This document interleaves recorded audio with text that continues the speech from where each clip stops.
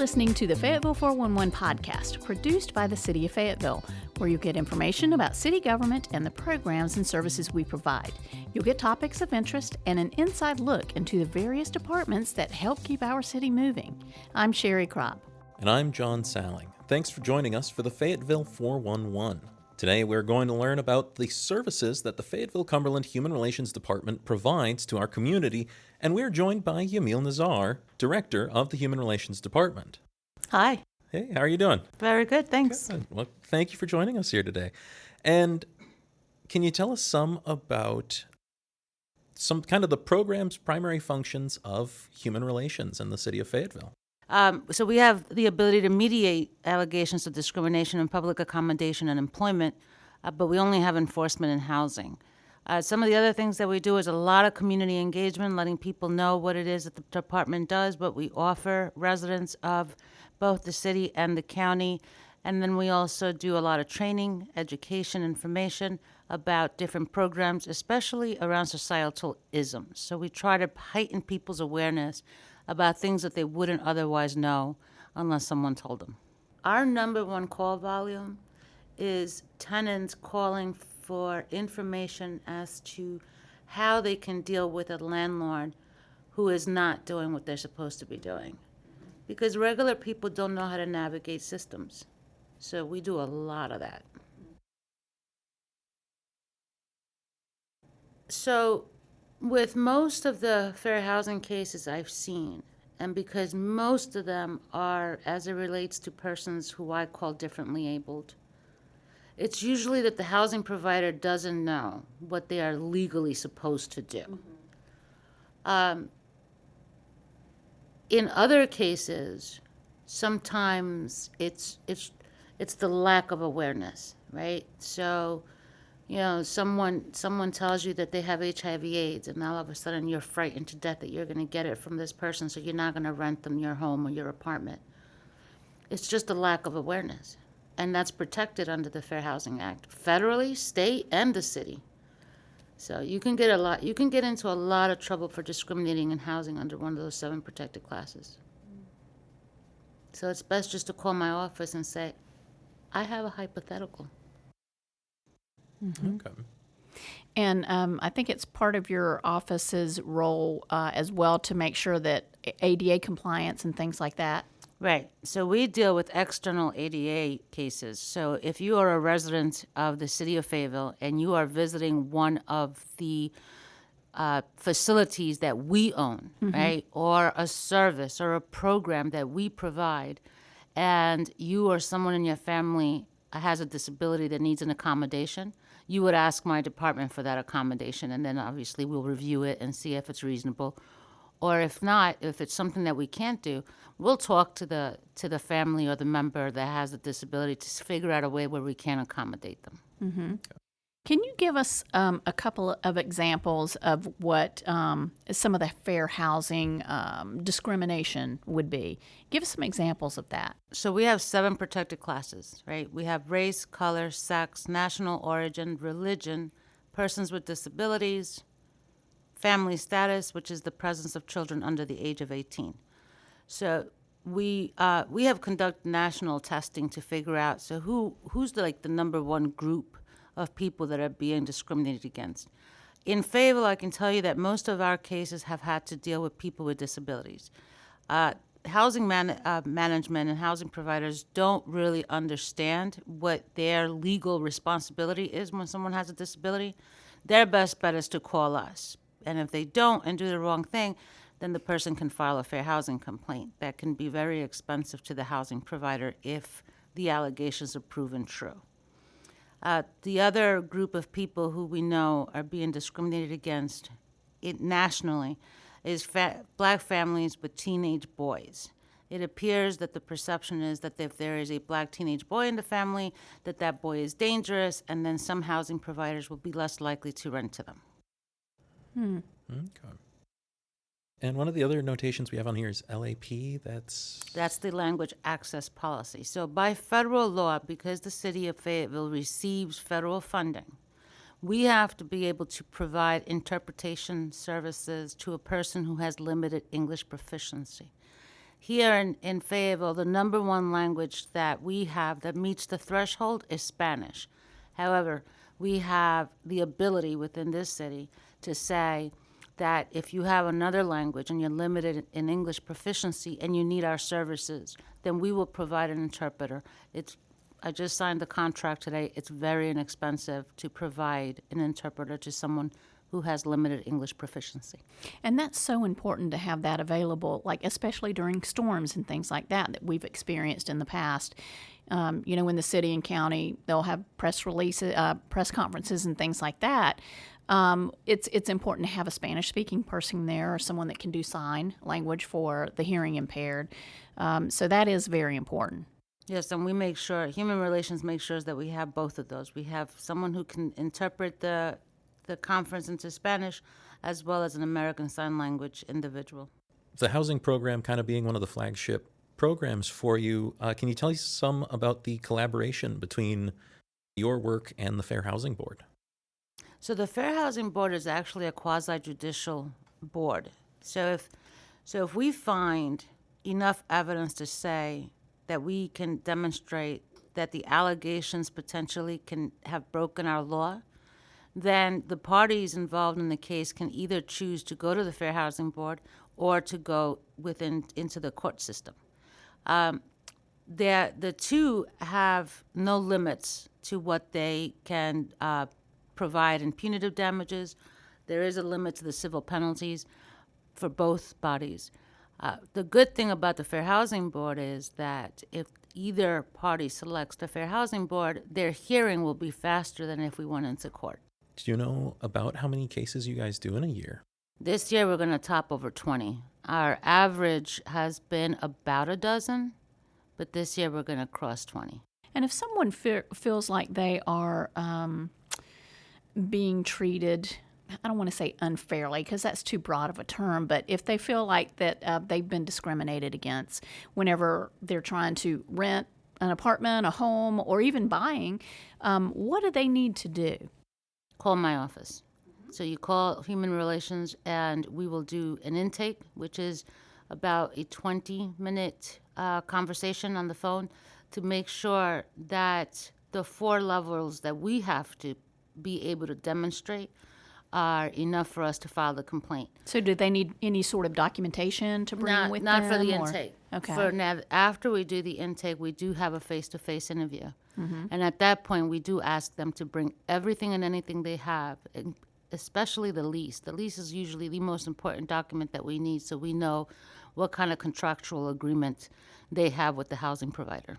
What kind of training or educational materials do you offer to the public to help protect themselves? We have a whole number of training. So we not only train the public when it comes to discrimination in housing and employment and public accommodations, but we will offer that training to any and all housing providers. We will do any local company that has to have a need for it. Public accommodations. I know that a few years back we did one for a local supermarket and their staff because they were having some issues with sexual harassment in the workplace. We have done, the Housing Authority requested us to do fair housing training with them recently, so we did their entire staff with fair housing because my department is not meant to do the gotcha. I'd rather tell you what to do so that you don't violate this law than let you do something that is going to create a greater harm on the person that has been victimized by discrimination. So we have a very, very good open door policy. Any housing provider, any realtor can call my office and say, hey, I got this hypothetical. What do you think would be the right thing to do? And I'll tell them, because again, the least harm to individuals that we can prevent, the better. So we'll do residents, we'll do housing providers. We do sexual harassment, hostile work environment training. We do diversity, equity, and inclusion training. We do unconscious bias training. So a lot of educational and community outreach that you do. And I know that the Human Relations Department also has several annual events that you do. Talk about some of those. So their flagship event every year that's been around, I couldn't even tell you, a lot, more than 2 decades, probably 3, is the Community Awards recognition. It's a luncheon, and what we ask the community to do is to nominate people who have promoted positive human relations in 10 different categories. So youth, religion, military, and there's some humanitarian, a local business. And then the commission creates a committee that selects a winner for each of those. So the Community Awards Luncheon recognizes people in this community who promote positive human relations. But it also serves as their fundraising arm for the commission, because the commission provides local students that have applied and have been accepted to 2 to 4 year accredited colleges and universities, and will provide them with a scholarship. And that's the Human Relations Commission that you're referring to, right? Yeah. And you also have a Denim Day, an annual Denim Day. What is that about? A few years ago, one of my commissioners was telling me about Denim Day, and she kept telling me, don't forget to wear denim on the last Wednesday of April. And I don't wear denim, so I got curious. I'm like, why? And she said that in 1992, there was a rape case in Italy. The young lady was 18 years old. Her driver's ed professor, teacher, instructor was 45. He got convicted of rape, but then he appealed, and they used what is called the tight jean alibi. And his case was overturned because his attorneys were able to convince a judge that the young lady's pants were so tight that she must have helped remove them and therefore consenting. So it got overturned. The next day, all the women in the Italian parliament protested by wearing jeans to the Capitol. And so Denim Day. So it's just a way to recognize that, yeah. Yeah, and to be in solidarity with survivors of rape and sexual assault. So every last Wednesday in April, we host a luncheon, and we'll bring in speakers to talk about either their experience or other experiences that they have been made aware of as it relates to sexual assault and sexual violence. And then Dining and Dialogue. So Dining and Dialogue is an initiative that we brought here pre-COVID, so 5 years ago. And what we do is that we take a subject that is important to our community and also to build awareness. So the last one that we held was getting participants. So we have about 100 to 200 people show up to these Dining and Dialogues, and it's exactly that. You get lunch, and then we have a conversation. So the last one we did was trying to get people in our community to realize the challenges that people who are visually impaired or blind, how hard is it for them to get through a day in our city? So everyone was provided simulators to simulate some sort of visual impairment or blindfolds so that they would have to eat their lunch either visually impaired or blind.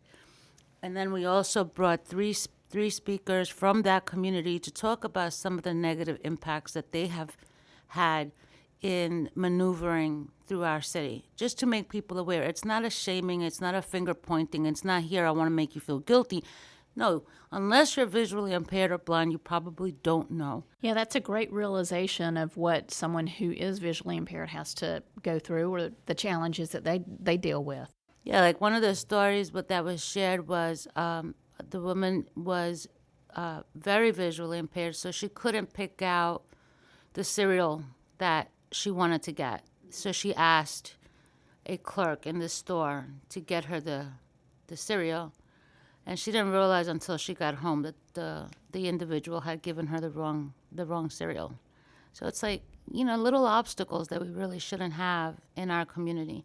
And then one person talked about the white cane and what the white cane means, and how to interact with people who have white canes and so forth and so on, or seeing eye dogs and things of that nature. So that one was good. The one before that, it was called Meet Your Muslim Neighbor, and we had about 8 leaders from the Muslim community. So first we have a conversation, and then we separated all the attendees into different groups just to talk about the different myths and the realities of what it is to be Muslim in our community. And that went really well. Thanks to a former Fire Chief Mike Hill, he brought his entire white shirt staff because they wanted to know, okay, so when is it okay for us to run into your house wearing our boots, right? Because Muslim families, you don't wear your shoes inside. And the imam that was with them said, if it's an emergency, don't worry about the boots. But it's just, you just want to get that acknowledgement that you're not crazy, that, there are some things that will make sense. And there are some things that we just don't know because we don't know. We're not a part of that community, so we wouldn't know. So it's all about heightening people's awareness about things that they wouldn't commonly come in contact with. Just getting the conversation started. Speaking of, how should people get a hold of you? Phone number, website? So our number is 910-433-1696, and everyone on my staff answers the phone. So if you don't get an answer, it's because we're all somewhere, doing some kind of community event, because we do a lot of those. You can find us at least 3 festivals a year, sometimes 4. So you can do that, or you can go to the email address is humanrelations@fayettevillenc.gov, and our website is the city's website with /human relations. So FayettevilleNC.gov/human-relations. Yes. And you also have a social media presence? Yes, we have a Facebook page, and it says Fayetteville Cumberland Human Relations. Well, thank you so much for joining us today, Yamil. We really appreciate it. And we hope that, if anyone has any questions about fair housing, diversity awareness, how they can get educational materials or training, we hope that they reach out to your office and get in contact with you. So we appreciate you being on. Thank you. Thank you for having me. That wraps it up for this episode of the Fayetteville 411. The Fayetteville 411 is one of several podcasts that the city produces for our podcast channel, Radio Fayetteville. Be sure to subscribe to Radio Fayetteville, available on most of your favorite podcast streaming platforms. You can also listen to every podcast that Radio Fayetteville has to offer by downloading the FayTV streaming app, available now on Roku, Apple TV, Android TV, and Amazon Fire TV. You can view all of our video content by visiting faytv.net. To get information about city services, go to our webpage at fayettevillenc.gov. Thanks for joining us.